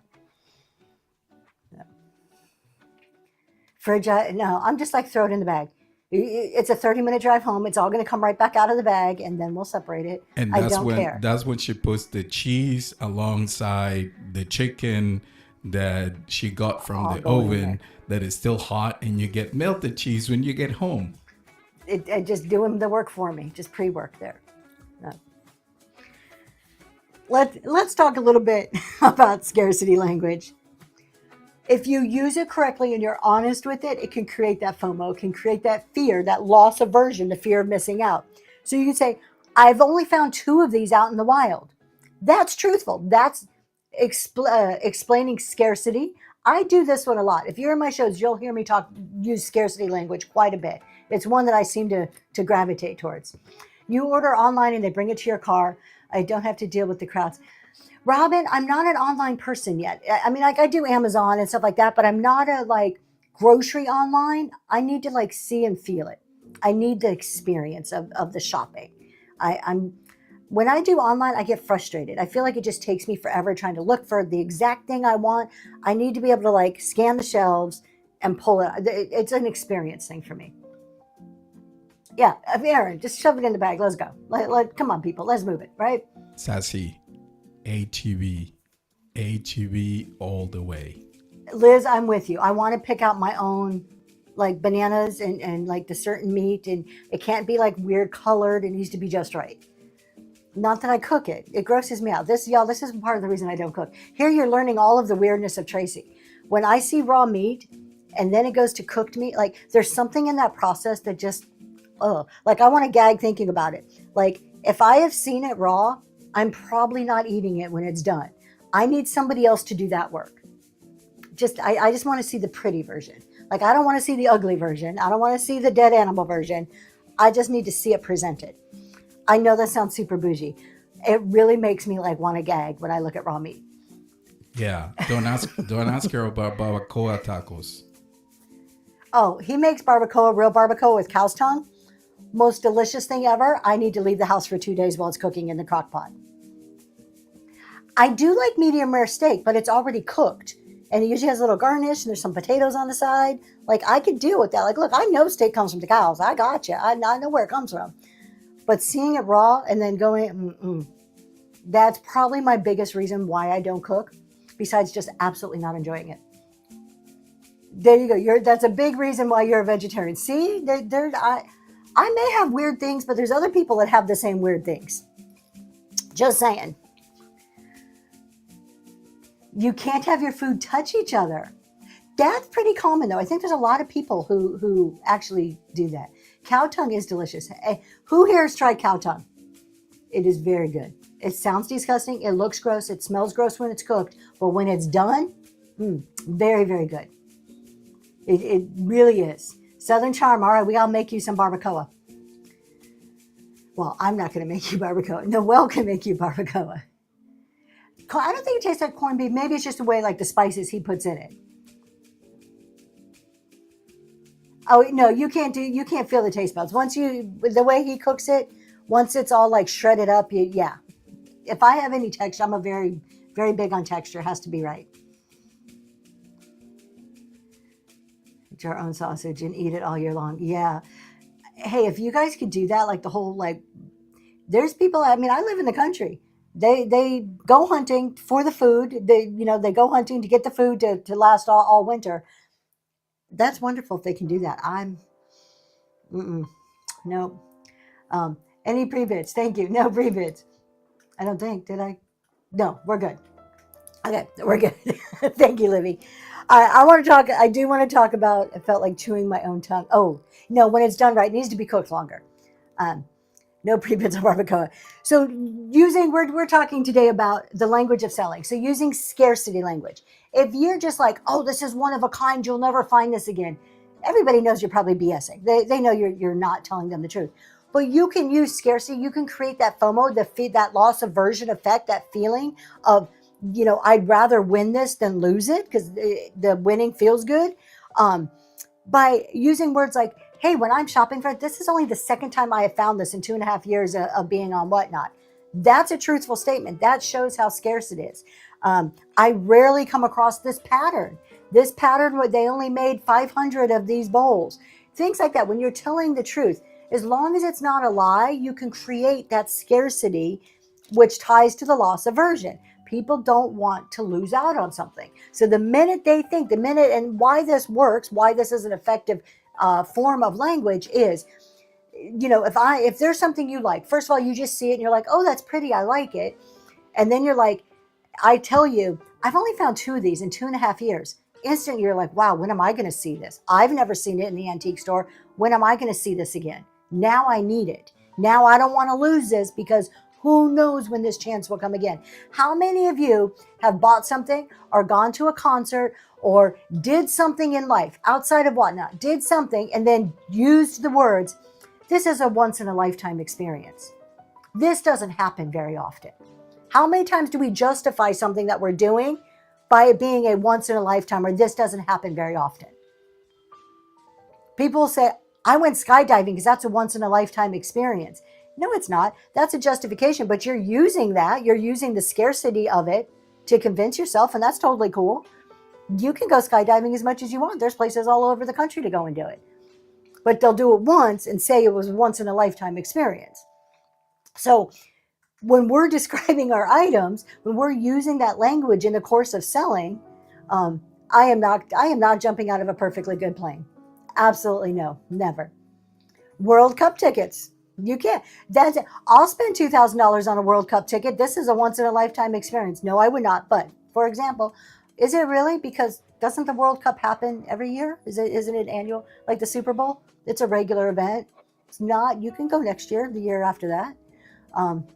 Exactly. Who jumps out of a perfectly good airplane? Dad, not this person. I did. He did. I actually bought it our very first Christmas together. That was his. Was it a Christmas? I bought that. Your birthday. His first time we celebrated his birthday together. I bought him skydiving tickets. So think about the language you use and using it properly. Using it, maybe it's a very rare color of something that Fiesta wear. It was a great example. Certain colors are more popular. People are more highly collectible because they didn't make as much in a certain color. So you can highlight that to help with that scarcity, with that loss aversion. She liked me that much that she bought me a ticket to jump off a plane. It's not just the scarcity of the product. When will you find one again? Actually, there it is with low shipping at this price, arriving right at your door. Love it. You guys, I got to point out what Liz likes. She was talking about using language the other day on some soap that she was selling, and she gave an example. Somebody put in the chat, whoever put in the chat hit the nail on the head. They're like, man, I need a cigarette after that explanation. Right there. And it was soap that it was used with a special thing from cicadas. So at first you're like, bug soap, gross, but no. The way Liz described it, you were like, sign me up. When do I get this soap? How can I buy 10 of them right now? Run it right now. Like, so there it is right there. She put it in what it is, cicada chitin. You can tell English is not good for me. But the way she described the soap and what she did, she went back to, she didn't sell the features. She sold the outcome. How does it make you feel? Chitin. Thank you. Chitin. See, I don't do English very well. She didn't just say, hey, I have soap. It washes you. It makes you clean. She talked about how does it smell? How does it feel on your skin? What is it made of? What are the long lasting benefits after you use the soap? It wasn't just the fact of soap. We all have soap in our lives. We all have vases. We know what, we all have shirts, shoes. Think about what you sell. People see the things that you sell in multitude. What is it that makes yours unique after just purchasing them? Why do I want it? What is it going to do for me? Think about that with them. The with them is what's in it for me. Adults need to know what's in it for me. Children, you just tell them, go sit on the couch because you need to sit on the couch, or no candy before breakfast. No cartoons, turn off the TV. It's because you're doing it because I'm the adult. I've learned from experience. I'm helping you learn. Adults are like, okay, but why? What's in it for me? Why should I do this? Why should I buy it? Why is it going to benefit me in my home? Why do I want to look at this thing all the time? What's the final outcome here? We need to stop just telling you that it's soap or telling you that it's a vase and go to the outcome of it. Go to that feeling, the benefits, all of the other things around it, not just the item itself. It is why kids' favorite. And then what do we say? Because I said so. Because I said so, right? At first you start explaining why until you hear it for the millionth time and you're like, just because I said so, that is why. So once we get past it and the language, and if you guys want more, we have pinned it down there. We do have a guide about the language of selling and walks through the basic biases and cognitive things and words to use and words that we commonly use and how we can rephrase things. The bus behind you isn't just vintage. It's like stealing a prop. There you go. Look at this. She's great. It's like stealing a prop from the Bridgerton set. Don't you want that in your life? Sell the feeling. Liz is a really good one at this. If you really want to see this, go watch what she does. Somebody else, who was I listening to the other day? Maybe it was you, Liz. It was either you or Custom Wood Burning. I don't remember what was talking. Liz, maybe it was you. It was talking about the benefits of selling handmade. And it wasn't just, hey, I spent 6 hours making this. You should buy it from me because I put a lot of time into it. It was Liz? Okay, so it was Liz. So I want to give credit to the right person. Does that make you want to buy something? Because I told you I spent 6 hours making it? No, but when you explain the benefits, how beautiful it's going to be in your home, how it's a unique, one-of-a-kind conversational art piece that's signed by the artist, that starts making you want to buy it. That's like, oh, I can have something nobody else has. I'm going to be unique. I don't know about you, but when I have a signed art piece, I feel rich. I grew up dirt poor, you guys. Like when I say poor, I lived in the projects, and I'm not just saying like projects as a way to describe something. It was low income housing projects. That's where I grew up. I lived in Alameda, California, a tiny little town. You want to talk about, the wrong side of the railroad tracks? The town is pretty much divided by a railroad. It's an island, but there's a train that goes through it. It connects to two bridges. One side was the poor side. The other side was the rich side. I would go to the rich side to babysit some of those kids, and I would look at their house, and I would just be like, wow, just that vase. That vase must be $1 million. I was a kid. I was a teenager. I didn't know the price. Alameda? Yeah, that's where I grew up. Because I want you to have fill in the blank. There you go. So yeah, that's my hometown. I lived there till I was 17. Anyways, so I grew up looking at these things that I thought would just make people so rich, to the point when I started working, still dirt poor, but when I started working, I had a boss who gave me this box. And to this day I have the box, but now I'm contemplating selling it because my viewpoints have changed. But this box had a price tag on the bottom. Now my boss lived in a mansion. It was a type of wealth where they had somebody come decorate their tree for them. They had cooks and people who would come to their house to wash their car and put the Christmas lights up, and they had maids, and everybody came to their house to do all the things. They gave me this decorative box, and on the bottom was a price tag of $300. For the longest time in my life, this was the most valuable thing that I owned. It was a box. And now I look at it and I'm like, it's just a box. If you were to take that price tag off, it would hold no value. So I look at my life now and I'm like, I think about, okay, if someone were to sell me that box, back then this is what made it so unique and so scarce and so rare. It was something I could never obtain, never have. Well, so it may be easy, and the way I'm trying to connect this is it may be easy for you to sell to some people because that piece of art or whatever it is something that now is affordable that they never thought they can have, but you're attaching to that emotion. You're digging into memories of when they were little or places that they've come in their life. Or you could be selling to the person who's like, yeah, I can just go to the store and buy that. I can afford 3 of those. Now it's like, yeah, but why? What does it remind you of now? Memories that are forgotten. Yep, forgotten memories. So you got to remember that we have Your room is full of people in that I can't afford a $10 Starbucks to I can buy as many Starbucks every day as I want. That's the people in your room. But what connects all of them are the feelings, the memories, the emotional attachment, the psychological things, the loss aversion. All of us. I don't care if you can't afford a Starbucks or you can afford as many Starbucks as you want. We all have loss aversion. We all will buy into FOMO. We all buy into the scarcity. Those are the things that are connecting the buyers so that we can, understanding that, we change our language and to appeal to everybody. Good morning, Swan and Thistle. We do have a pre-bid. Let's do that before we start talking about negative words, because that's my favorite part of this whole, when you start talking about language, is the negative words. And there's one negative word. It's the biggest word out there. And I'm sure you guys know it. Y'all know it when you hear it, and y'all know how to avoid it. But we'll talk about that in a second. Let's do these two ducks. I know they're not real. Yeah, it is proven. Items and stories behind it help sell the thing. Look at Daisy Lane. How many people have gone to a day? Yes, Darling Creations, can you please check your DM? Thank you. How many people have gone to a Daisy Lane show recently? She is creating an experience of storytelling. And she's finding that it's raising her prices. That's part of it. She's doing a lot of different things. Part of what's raising her prices is her storytelling. It does. Because I can sell you a duck. Hey, you guys, okay, we got a duck, and it's on this little wooden thing, and it has really cool feet.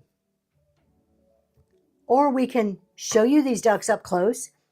Look at the feet on these ducks. I swear, if I didn't know any better, those are actually real webbed duck feet. I know they're not. I know they're wood, but I would swear they look like they are absolutely real, like these are mini little ducks. The painting is beautiful. The detail on these ducks.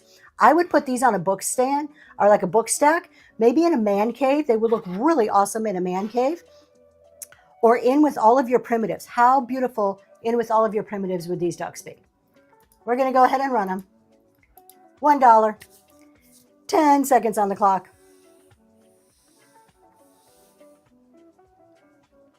Now, can you come up with stories for every single thing you sell? If you're selling 100, 200 things, no. But maybe for your pricier items, maybe for things that are a little bit harder to sell. Luna Loot, thank you so much. Those are going to you. I appreciate that. Thank you.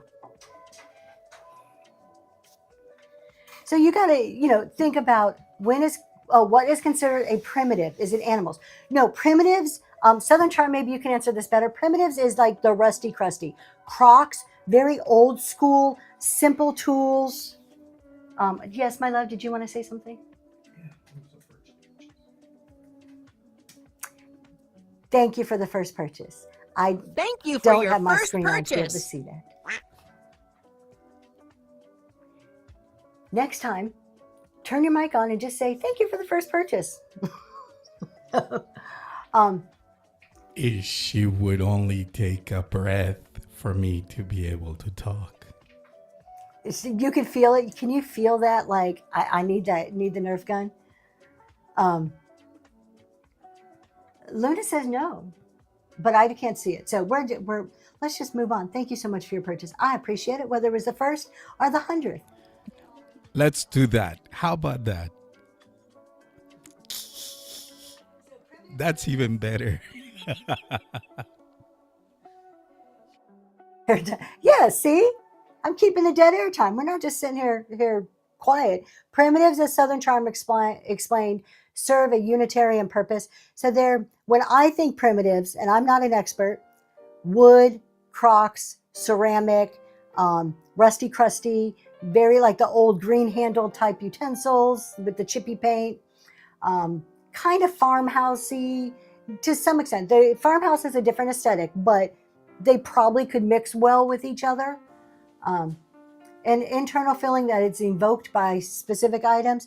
Yeah, I think everybody, very simple, very kind of plain coloring. It's not flashy. You're not going to see a lot of like bright colors. It's not very different than MCM. So think MCM is definitely not that, not mid-century.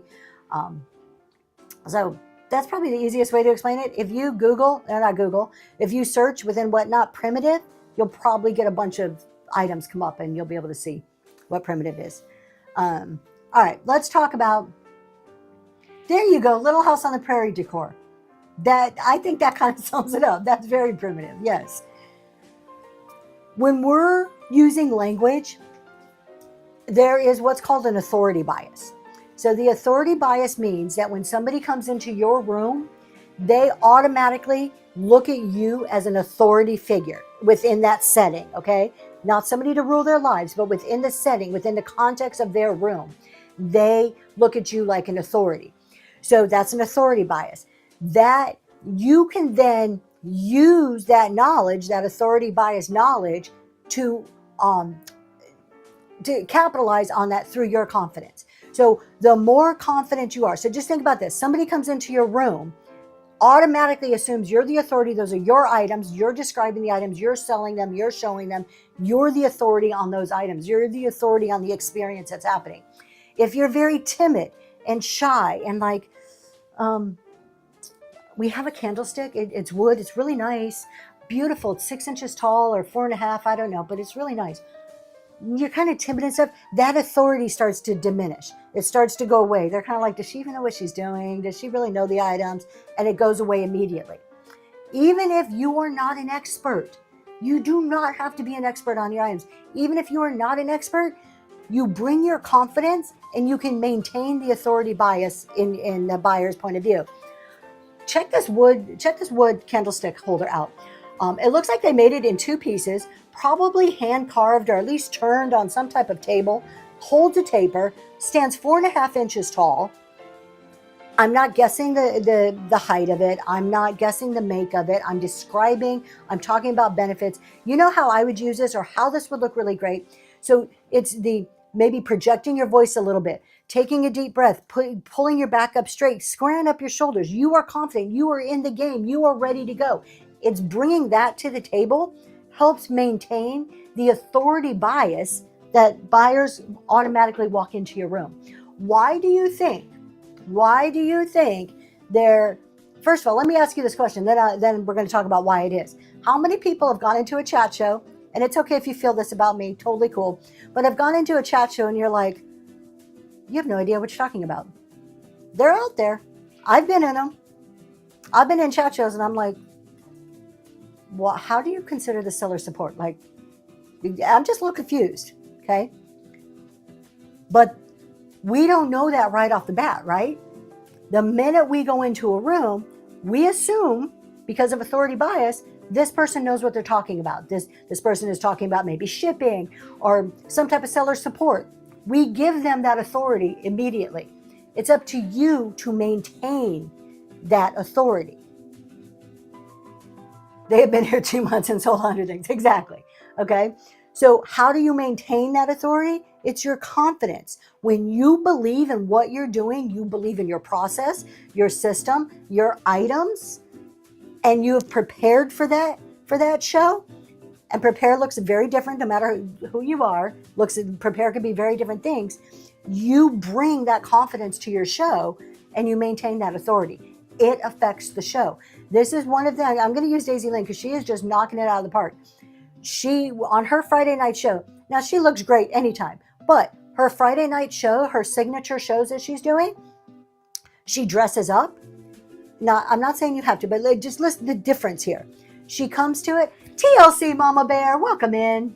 Welcome in, Raiders. Grab your hats and step into Zoe's Treasures, where the relics aren't cursed. They are for sale. TLC Mama Bear, thank you so much for bringing everybody over. Y'all, my name's Tracy. This is Zoe's Treasures. We are doing a chat and sell. We chat for a bit. We're talking about the language of selling today, and then we go and we run the pre-bids. TLC Mama Bear, please, please, please.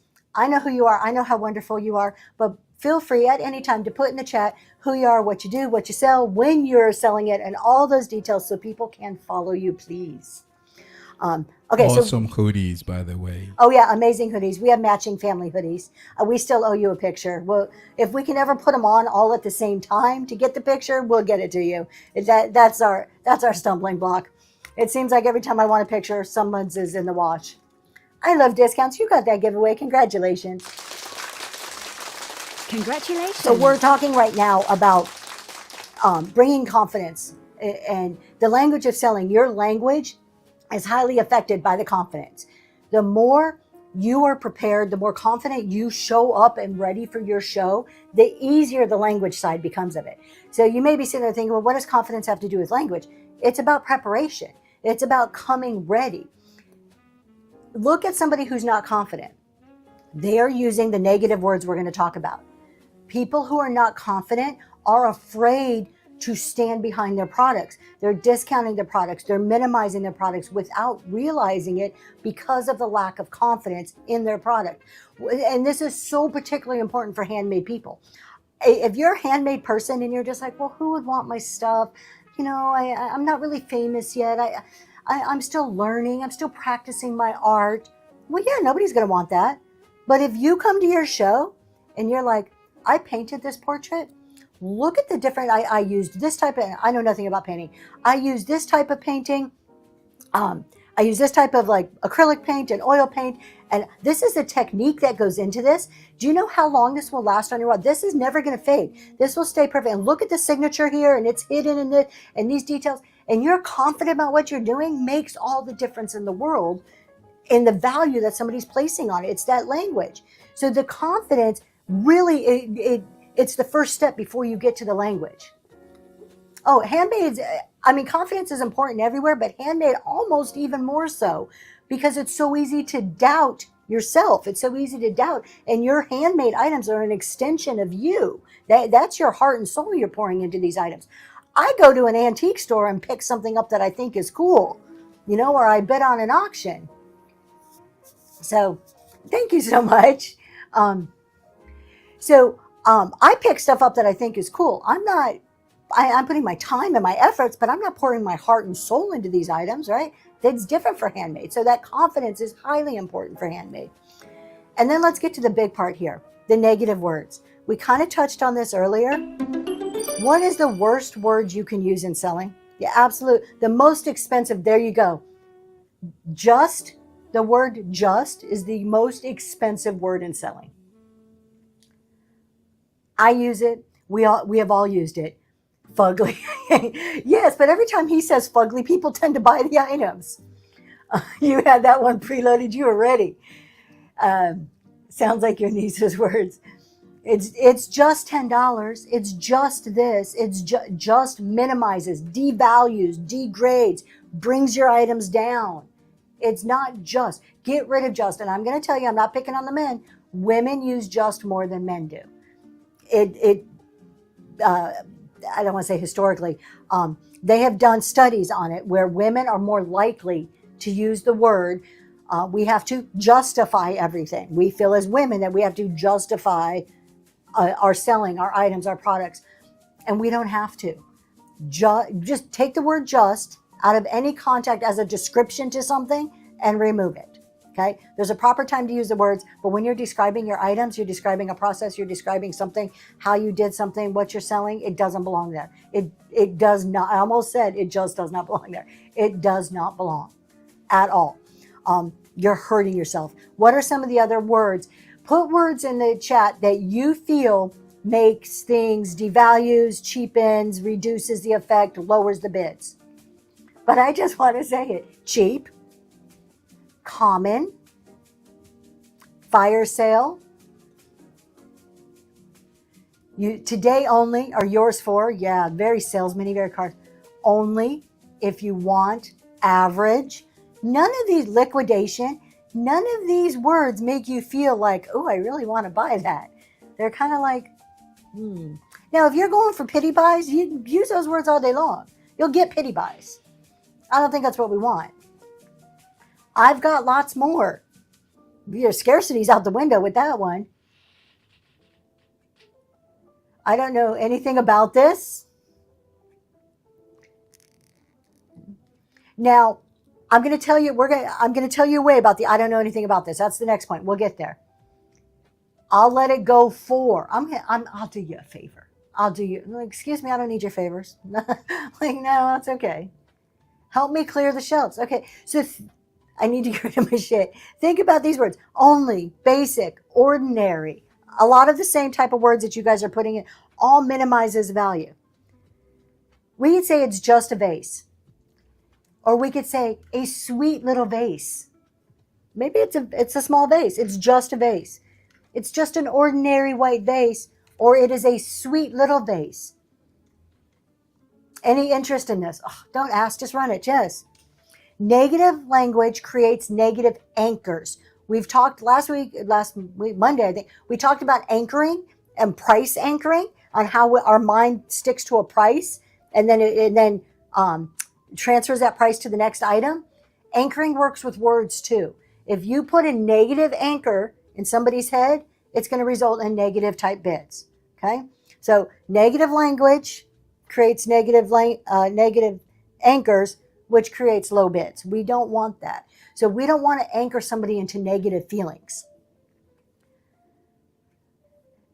Probably, I think of anything that doesn't display the confidence. There's TLC Mama Bear. Okay. Our brain, remember at the very beginning, I said we purchase first emotionally before we purchase logically. So we purchase because, oh, it's cool, I want it, I need it, I like it, before we go to what's the price, when is it getting here, how is it shipping? Okay, before the logic comes in, the emotion starts. That's how we buy. That's normal human tendency when we buy. So if we anchor, if we create our first emotional clue as a negative clue, forget the rest of it. It's not going to happen. Even if you have something weird and crazy, sell it as weird and crazy. Get excited about it. My daughter's probably already wrapped it. We had a one-legged elf smoking a pipe yesterday, a little figurine. That was the weirdest thing I ever did see. Like, I'm thinking, who in the hell needs a one-legged elf smoking a pipe figurine? There's probably nobody in the world who actually needs this, but we're going to make this the best damn story that I can make out of it, right? It was a crazy thing. Thank you so much, Swan and Dizzle. So, just because something's weird or just because if it's weird, we can turn it around. Think about the language you're using and don't use the negative words. Hey, everybody. A lot of knowledge about products. In the chat. It is time for pre-bids. Are you trying to tell me to run the pre-bids? All right, we'll run the pre-bid before we'll get into. I got an idea. Somebody said something earlier. It is time for pre-bids. Let's run this. This one is gorgeous. Oh, and I'm surprised nobody's looking at that Swarovski crystal. I might just run it just because it's so freaking cool. We have some carnival glass. Look at this piece. This is Northwood. The visual and the actual texture is amazing on this. My favorite thing about the carnival glass is how light. You get all those beautiful colors, the oranges, the greens, the blues, and purples. Who bought the elf? I'll have to go back and look. We sold it at the very end. We actually ended up bundling at the end. So we have the Northwood vase. How cool would this be to use it for something that's not just like a vase? I'm not drawing any ideas. Does anybody have other ideas? What could we use this for? I'm thinking maybe a bathroom. Anyways, we're going to run this vase. Absolutely stunning. $1 and it's nice, thick glass. No call-outs that I'm aware of. 10 seconds. Put some lemons in it. I love that. Fairy light. Oh, if you got like a cloche on top of that, oh, that would be beautiful. The base of a punch bowl. There you go. See, look at all these ideas. Goldfish. We put some goldfish in there. Drape pearls out of it. Oh, now that would be fancy. Now you're talking like rich people. Swan and Thistle, congratulations. On its way to you. I can't do that. I'm not allowed to do that, Lena. Lena's scolding me. She says, I can't use those techniques I'm telling you guys to use. So, was it upside down?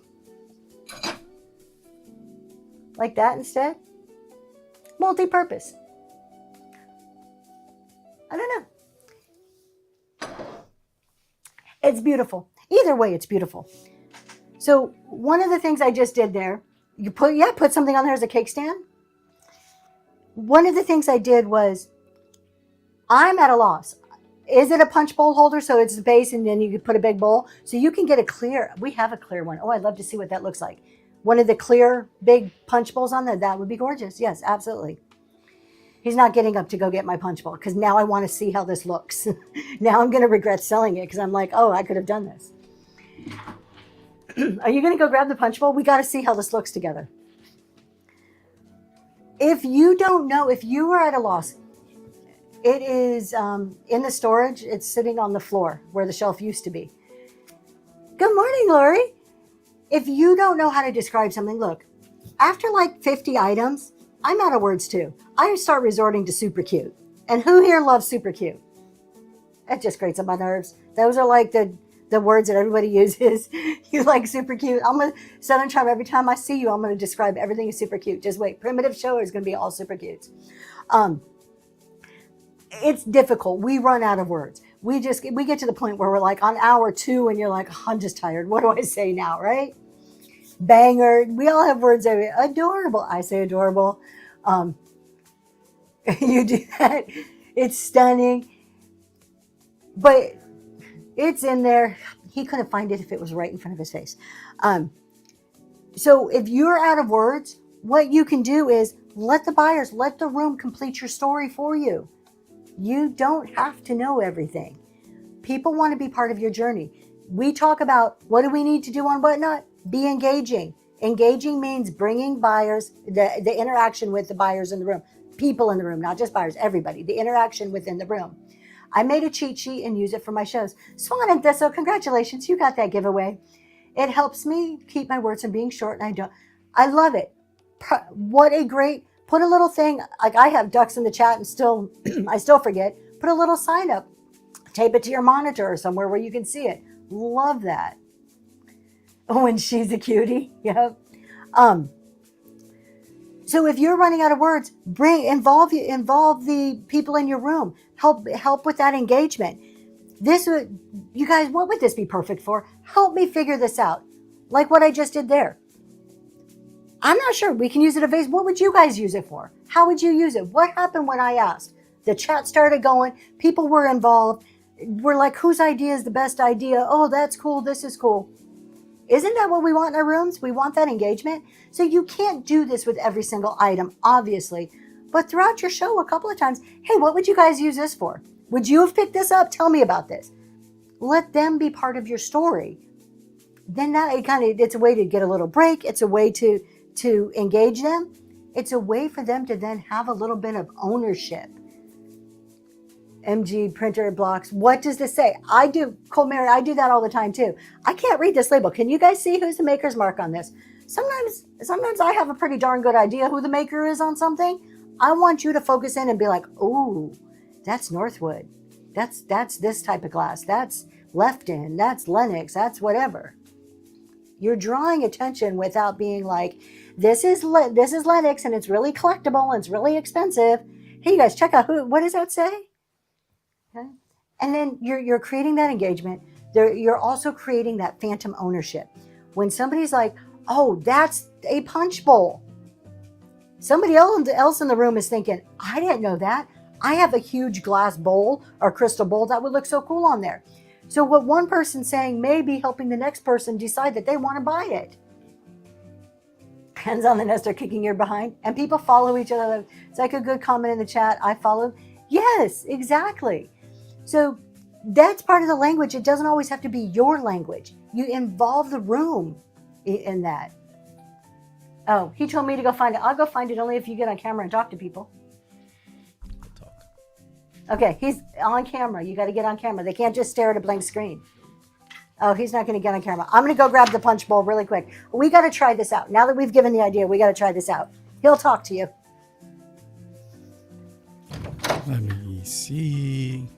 And for those of you who said they were interested in the CEO challenge, because she's going to make a lot of noise. All right, CEO challenge, here we go. You can go to Zoe's Treasures, www.zoestreasures.com. And when you go to Zoe's Treasures, you're going to go to the hamburger menu, select the CEO challenge. And right there, you can email for your application. The application is due actually was due yesterday, but I think if you submit your application, you can get in. And she's back. Any applications coming in now would be for season 3. Okay, you guys, the punch bowl was hiding right in plain sight. Imagine that. Okay, is this the right way? I love discounts. So here's one. This is really cool. Yes, the challenge is something. No, it's the other way. The challenge is something you can watch starting Monday evenings. It'll be a raid train, and you'll get to follow along with all of the participants. Let's center this. No, that's not. Which camera are you using? There you go. Okay. That's gorgeous, you guys. I'm a little sad now that it's gone. I'm happy. No, I'm happy. We made a sale. My objective is not to keep things, but that is freaking amazing. I am on the hunt for another base now. Look how gorgeous that is. Okay, this is so cool. And I love how this totally ties into what we're talking about. I love discounts just created part of the experience in the whole show. And then what happens? Because you give ideas, because you say something, then you believe it, and it starts to tie into, now I want it. Now I want to do that. How many of you are now going, next time you're at the thrift store, going to be looking for a punch bowl? How many people just ignore punch bowls to begin with? Me. I always ignore it. I got this one from the International Man of Mystery, and it was gorgeous. I normally would not pick up punch bowls. But now that I see this, I haven't sold the bowl yet. Guess what I'm going to be on the lookout for? For sure, because now I know what I can do with it. You have a milk. There you go. Milk class would look great with that too. So thank you, I Love Discounts, for the great education today. Oh, that's heavy. And this one's getting packed up. That's going over there. Okay. A punch bowl for every occasion. That's amazing. They are so... I ignored them forever because, one, they're hard to ship on Whatnot, right? Like, they're just big and heavy, so they don't lend themselves to Whatnot shipping. Freebie advice, that's right. So, okay. That's really all of my notes. I'm going to do the pre-bid here in a second. Let's do that, and then we'll think if you guys have any other questions or any other thing when it comes to the language of selling that you want to talk about. We do have a purple flower. I didn't know any other way to describe this one. I'm out of words this morning, you guys. It is a purplish pinkish flower. I do love the big old, look at that bubble in there. Big, big bubble in there, right in the center. Looks like a bee can come and land on there. Beautiful flower paperweight. About a 2.5-inch diameter. And I say about because I can't quite measure this exactly. I hold my tape measure up to it and get it really darn close. Did you sell a whole carnival glass punch bowl with 8 goblets? Oh my goodness.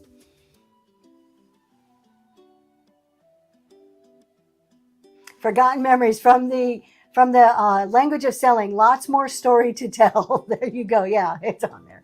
My English may not be perfect. Mary, congratulations. That's going to you. Thank That is a you. controlled bubble. So it is there on purpose, not by accident. With that, you guys, I think we are going to go. I appreciate you hanging out with me on this Wednesday morning. The next time we are on is Friday morning. Friday's going to be a big day for us. So we got a lot of things happening Friday morning. We're going to be doing our mid-year check-in. We're smack dab in the middle of the year, so we're going to be talking about mid-year goals, planning, that type of thing. We're going to do a tour of my whole new basement, working my butt off to try to get it just right before Friday. We're going to announce our next 6 CEO participants on Friday. So Friday morning is going to be a huge morning. There's also a mini punch bowl with a ruffled edge that looks gorgeous on these stands.